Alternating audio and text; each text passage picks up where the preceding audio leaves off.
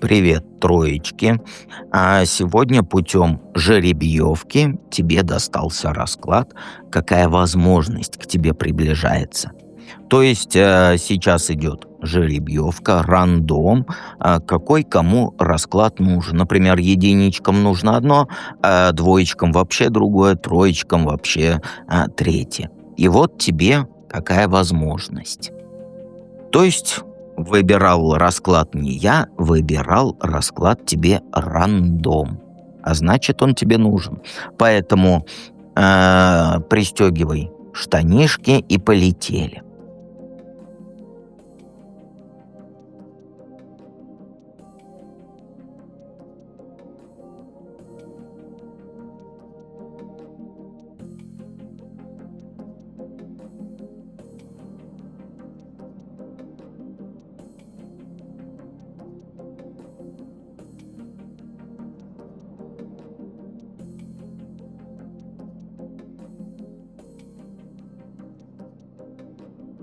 Итак, троечки. Для сигнификации у нас вопрос, что сейчас в твоей жизни творится. А у тебя микс такой вот. Снаружи все не так плохо, а внутри какашки. Ну, это давай будем называть их каша внутри. Есть один мужик в чистом поле твоем, который на тебя, как сказать, вот завязан эмоционально. И вообще неважно, вместе вы официально или это что-то такое, как жвачка тянущаяся, да, но он на тебя ориентируется. То есть и пишет, и звонит, может быть, звонит правильно, да, но на кураптоновском языке и так может. То есть тянется к тебе. И ты к нему неровно дышишь, но ты уже устала от всей вот этой истории.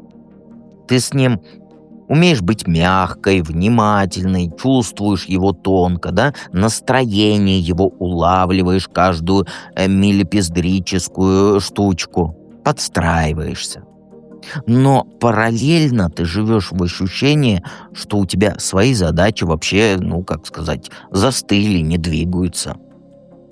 Есть тема денег, там, работы, дела своего, которое ты давно хочешь, как говорится, раскачать, но держишь все в голове, а не в реальности. Ты все время вот как будто собираешься новую страницу начать. Открыть там проект, свой курс пройти, работу сменить, и вот это вот все. Читаешь, смотришь, там что-то сохраняешь, выписываешь, но до действий ты не доходишь.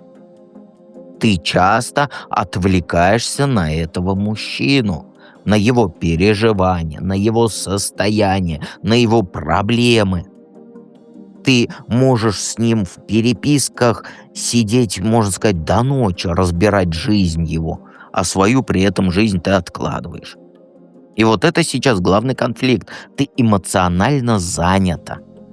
Но практические шаги вот в своей вот этой материальной сфере, да, они у тебя застряли.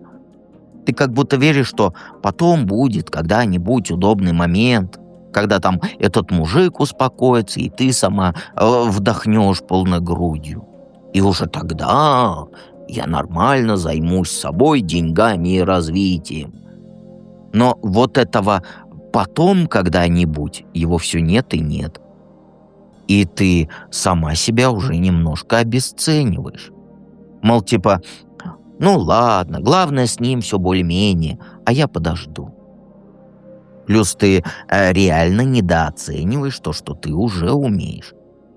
Ты себя видишь как человека, который еще как будто только еще чему-то учится, хотя по факту ты уже можешь свое хобби монетизировать, но ты стесняешься.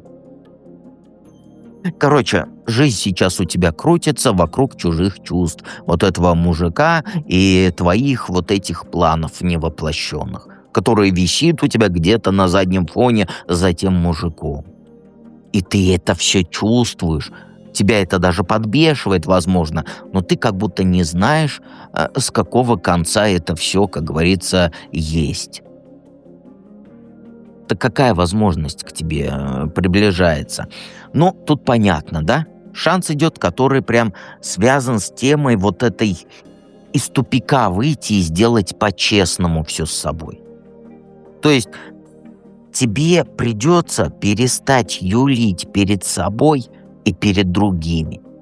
И это разговор с этим мужиком, разговор на работе, может, даже предложение по работе на работе, как это сказать, какое-нибудь там повышение и так далее. Понимаешь?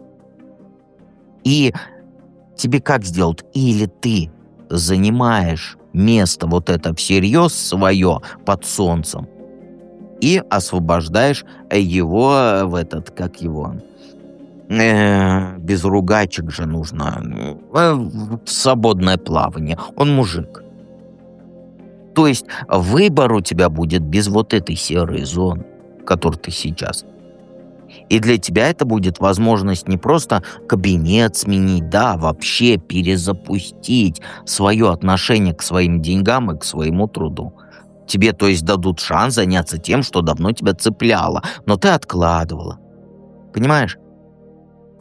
И это все будет, как сказать, вот, как сказать, это будет связано с человеком, но не с этим мужиком, сразу говорю, который требует такого же отношения, как ты хотела бы к себе от этого мужика.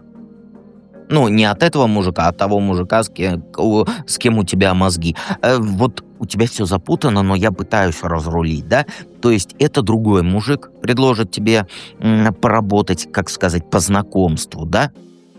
А тот мужик тянет из тебя энергию. Вот так вот, давай просто скажу, да? Энергию тянет, у тебя ни на что времени хватает из-за вот этих мыслей о вот этом первом мужике. А второй тебя в дело затащить захочет.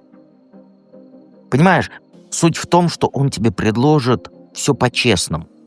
Конкретный график, конкретные деньги, конкретная ответственность, без вот этих игр типа «ну ты помоги мне, а там посмотрим, как дальше работать». Нет, это будет возможность выйти из вот этой стадии «я тут вроде как бы там помогаю, учусь, подрабатываю». Понимаешь? Будет стадия «я на этом зарабатываю». Вот прям вот так. Немножко страшно тебе будет, потому что придется признать свою ценность, да, свои права.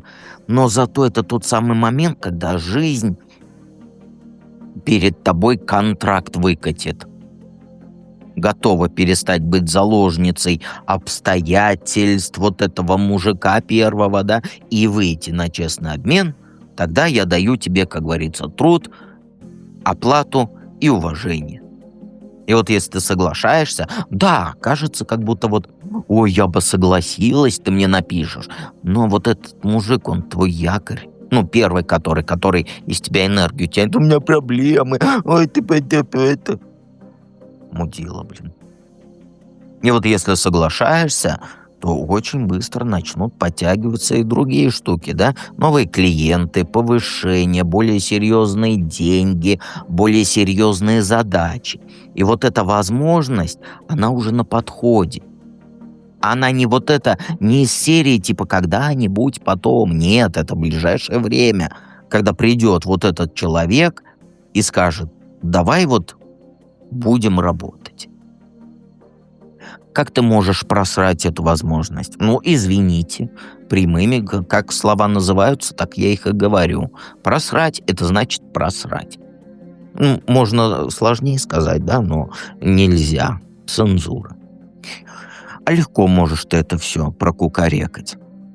И это как раз все упирается в твои привычки. Во-первых, ты можешь продолжать жить в режиме вот этом «я не могу, меня держит, мне его жалко, он не мужик, потому что он там не может титьку ему дать». То есть даже когда тебе предложат нормальный вариант, ты начнешь рассказывать и себе, и другим, что у тебя руки связаны.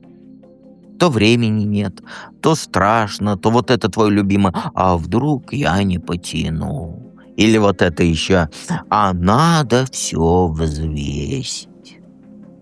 Ты умеешь так закручивать в своей голове страхи и сомнения, что любая новая тема у тебя превращается в угрозу. И пока ты будешь эти мысли гонять, шанс реально уйдет к тому, кто скажет быстрее тебя, вот это да. Еще ты можешь опять в эмоцию идти. Вот вместо того, чтобы посмотреть на предложение трезво, ты можешь нырнуть в переживание за вот этого самого мужика, который у тебя сейчас в поле сидит. Он типа скажет: «Я переживаю, что ты будешь занят». Ну или просто попадет в какой-нибудь сложный период, как обычно, да, и ты снова ставишь его чувства выше своих задач.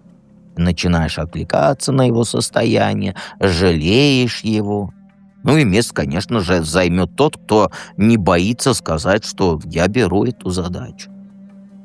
Еще ты можешь просрать, если ты опять решишь вот это вот свое любимое «я посижу, понаблюдаю». То есть тебя зовут в нормальную историю, да, а ты ни да, ни нет не говоришь. Типа что-то «я подумаю, мне надо время». А вот время тут как раз не твой друг. Здесь работает простая штука. Либо ты входишь и дальше по ходу учишься, либо отказываешься и потом долго смотришь, как кто-то другой живет той жизнью, о которой мечтала ты. Понимаешь? Тут все просто. По сути, просрать вот этот шанс ты можешь через вот эту привычку не уважать свои интересы.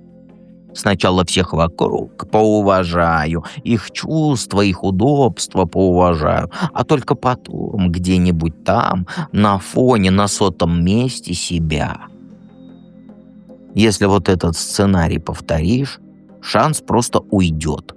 Вот без скандалов просто перестанут тебя звать, перестанут тебе предлагать, перестанут с тобой серьезно считаться. Поэтому логично, да?